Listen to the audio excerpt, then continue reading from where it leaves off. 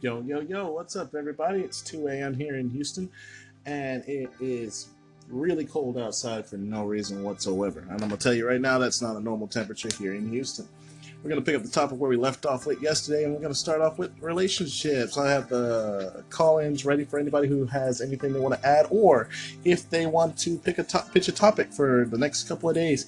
I'm all ears. Maybe your call in will become part of the station. Let's see what happens. But, we're going to start off with this basic relationship standards as far as how to keep them stable and keep them going. Most relationships require at least two people, and I'm hoping that it's still that way. Society today says it doesn't have to be, and you can be a girl with a girl and a guy with a guy. That's fine. I don't have nothing to say about that. How you feel about that, that is totally up to you. I will not condemn you. However, as for any relationship, doesn't matter whether it's friendship or you're dating or you're freaking married. It doesn't matter. It takes two to tango, my friend, and that has been a thing since well before the 1990s, and I was born in 93. So let me go ahead and tell it to you the way it is right now. And this is still on the thoughts topic because that is the whole point of my channel here. I want you to think about this and keep this in mind. Anytime you're in a relationship, it's no more than just an advanced friendship. You are still friends with that person. You are still associated with that person. Nothing really changes. The only perks, the only benefits of being in a relationship with someone is that you can go a little bit further than you would if you were friends. That's the only major thing. It's basically similar to that of a friends with benefits type of relationship. The only difference is with that type of relationship, the only thing that you get is the benefits, and you don't actually associate with each other whatsoever. That has nothing to do with this. If you want a real relationship, something that's going to last you nearly a lifetime, or at least to find out that person you're with is someone you want to marry and stay with, you need to first be able to get along with each other, act with each other, be seen in public with each other, and act the same way you would normally act as if you were friends, with no major issues, keeping the taboo stuff at home. Okay? No attitudes, no issues. You need to be able to forgive each other. You need to be able to handle anything that happens with each other, whether it's an incident, whether the other person got drunk and did something stupid, or they even accidentally get arrested. It doesn't matter what it is. If you have a forgiving heart, if you know that you can handle that person in your mental state, or you can actually work with that person, everything should work out just fine. This is the basis for any kind of relationship, whether friends, whether you're dating, it doesn't matter what it is. That is the topic here. And I want to make this a known fact. I want to hear everyone's opinions on this. I want to see what they think. I'm going to go ahead and tell you the basic rundown as it was taught to me, and so you can get something to think about, get something in your heads. Like I said, I'm taking call-ins for the next couple of hours until I fall asleep, or until, I don't get, or until this topic dies. We'll see how far we can take this, how many episodes we're going to get here out of this podcast here on this radio station. Like I said, I'm Neo Gentrix. This is the Thoughts If It Were You situation, Saga. That's what I'm doing right now. We're going to see how far this goes, and I want to hear your thoughts on these topics, and we'll see. I want to hear what you guys have to say, and so we can move on forward with this and see if we can save some people's relationships, or at least help you get started in the right direction for the one that you're attempting to get in with, okay? Keep in mind, I am not a relationship guru, but I do have the guides, the tips to help you keep a relationship at least stable. And I honestly know that these tips work because I've had a relationship last me more than a year and a half. My longest relationship was 4.5 to 5 years before her dad died, and everything pretty much went to hell, and I haven't seen her since then. So, I mean, situations like that you can't control, okay? But you got to put yourself in that person's shoes and understand where they're coming from.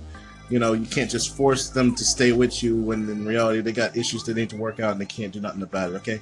Everyone's got problems, all right?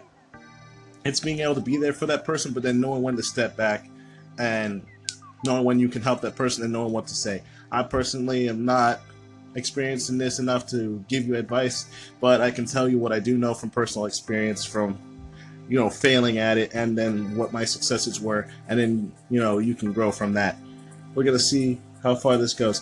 Like I said, feel free to call in, and we'll get this ball rolling here today. I'm gonna start off with the first topic in a few, but here's a short interlude.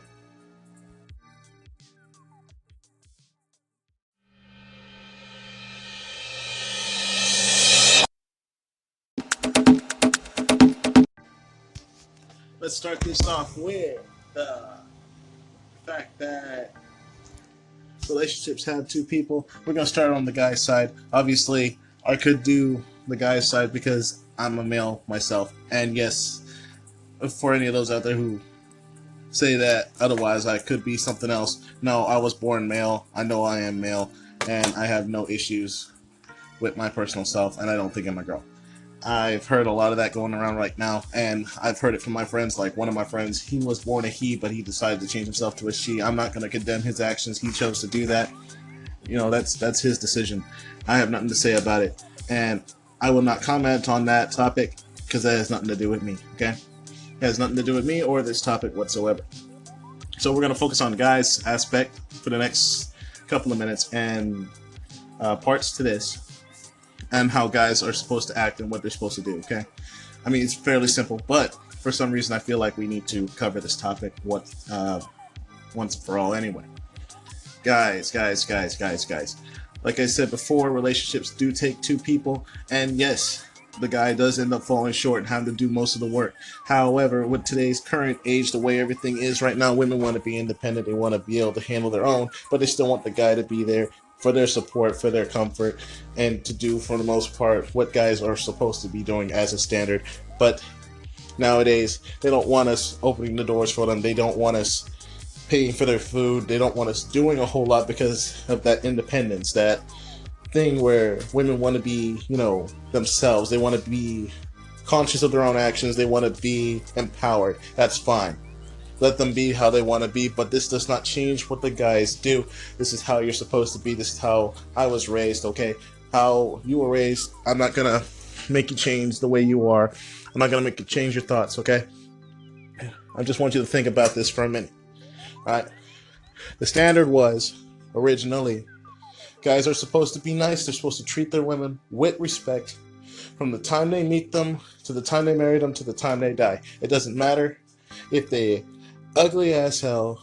It doesn't matter if they gorgeous. Doesn't matter if they have a bad attitude. Doesn't matter if they have a kid. Doesn't matter if the ex is constantly always around.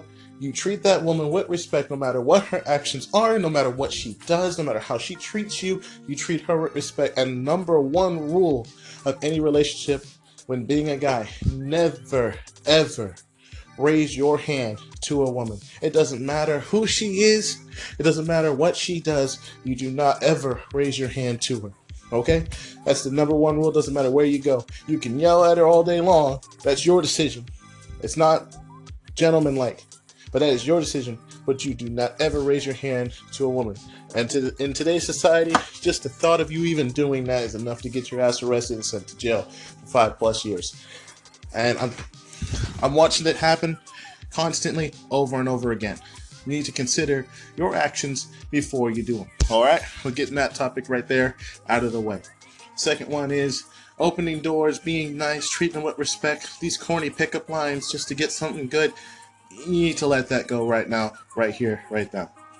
Sure, they're great and all, and sure, buttering them up makes them feel all good inside, but you need to keep in mind that when you say something to a girl, especially if she already finds you cute and attractive, or she's even giving you the time of day to listen to you, that these lines can give off the wrong influence, the wrong impression. And if you're actually a legit guy who really does want to date that girl, who really has interest in her, who really likes her, these pickup lines do not help you at all.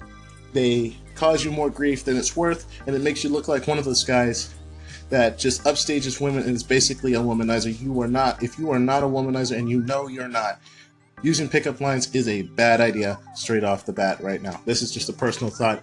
You can tell me how you feel about that, what you think about that. That is not the way you want to go with this. When you talk to women, you need to talk to them normally, talk to them with respect, talk about something that's common with them, or find out what they have in common. But using pickup lines, I'm going to go ahead and say right now, is a strict no. You shouldn't even need to use that whatsoever. They're great and all, but that's not the main focus here. I'm going to keep this focused on this topic for a few more minutes. I'm going to carry this for a while. Things guys can and cannot do that will keep women interested, but at the same time not make them think that we're man whores and,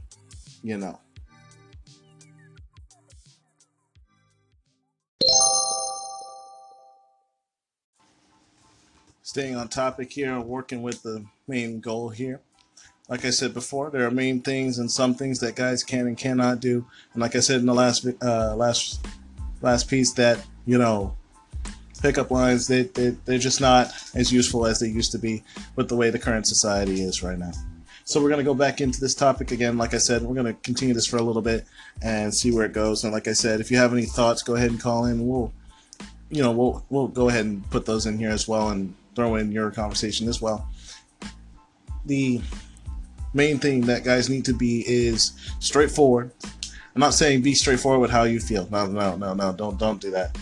As far as that's concerned, doing that will just scare the girl away or make her think that you're a creep. That's the last thing that you need right now. That's the last thing you even want. If you're a guy who has issues with talking to people or even talking to girls in general, that's the last thing you want to do. You want to find some common ground. You want to find something easy, something simple to talk to them about. Start off simple. Don't rush it, Even if it's just like a simple 1-minute conversation, if you can get that much, you've made some progress. Okay? As far as women are concerned, all guys are idiots for the most part. I'm not saying all women are like this, no. But they're all aiming to get something that they just can't get right now, or they just want to sleep with them, and that's not true. Okay, most of us guys, we want to have a decent relationship. We want to do something here, and a lot of times I'm like, the women need to put themselves in our shoes, understand how we feel. We work almost every single day from the time the sun comes up to the time the sun goes down. We come home tired. We don't want to be bothered. This is just how we are. Okay, we're not emotional. We don't think with our emotions. We can use our emotions, but we don't use them like women do. Okay, some women aren't even that way. Some aren't emotional. Some they are logical, just like we are. But just because guys are logical does not mean that they use their heads. Think before you open your mouth. Watch what you say, and be gentle, be loving, be caring, be sincere, be real with what you're saying. Lying is the first thing that has to go. The second you start lying to the girl, you might as well hang it up, because she's not going to listen to anything else you say. And if she does, it's out of pity. I'm sorry to say this, but it's mostly out of pity. Like, she really does not care what you have to say. She's just humoring you to kill some time, more than likely. And then when you meet a girl who's snobby, uptight, someone who doesn't care if you even exist or why are you even there, I don't care how gorgeous she looks. I don't care if she's the president of the damn club. I don't care if she runs the damn school. I don't care if she's your boss. I don't care if she's your aunt, uncle, what have you. Doesn't matter. Leave them alone, because they're in more trouble than they're worth. Honestly, if you think you can handle a person with that kind of attitude and personality, like my aunts, I grew up with them. I grew up knowing them for the most part, not with them, but I have more women in my family than I have men. Okay, so understanding how women are and how cross they can get immediately, like the whole situation can drop in a heartbeat, and they can go from being your best friend to your worst enemy in like 5 seconds. Okay, this is standard for just them. Guys will stand there, duke it out, manner of pride, and after about 5 minutes we get over it. But women will hold a grudge. They will hold it, and they will hold it for a very long time. They may never even talk to you again, or they will talk to you just to find out more information about you, just so they can throw you in a pit. So again, I'm putting this out there for the guys. You really need to think about your actions, watch what you do, and be careful how you treat them, because women are and will always be like a precious rose or like a crystal statue sitting in the middle of your room. And I'm pretty sure if you have something delicate, something major that you care for, whether it's a statue, your playing cards, your game console, a stupid basketball, it doesn't matter what it is, you treat that basketball better than you treat her, you might as well hang up having a decent relationship or even continuing your family legacy right there, because the same way you treat that item is the same way you need to treat her with respect. I'm pretty sure if someone walked in and you had a basketball that you were treating like it was some treasure, but they walked in with a black marker and wrote their name on it, you would throw a fit. How would you feel if another guy walked in on your girl, wrote their name on the back of her and said, "This girl is mine, you can't have her"? How would you feel? You need to consider this thought. You need to consider how your actions affect her, what she does, and how this outcome is. Don't be overprotective, but then don't be overbearing. You need to keep that in mind. But set your ground. Let her know what you will and will not allow, but don't be overbearing and don't be too spiteful about it, okay?